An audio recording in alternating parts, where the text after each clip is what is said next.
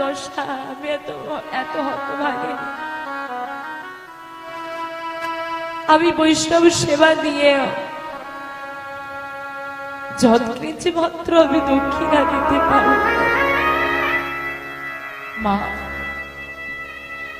আমি কি তোমার কাছে দক্ষিণা চেয়েছি? না, তুমি আমার কাছে দক্ষিণা চাওনি ঠিকই, কিন্তু আমি তো জানি দিতে হবে। কেঁদো না মা, তুমি আমাকে যে যত্ন, যে ভালোবাসা দিয়েছ না, তা অনেক বেশি।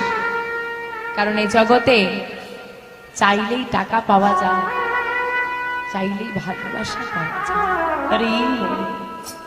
স্বার্থের দুনিয়ায় ভালোবাসার বড়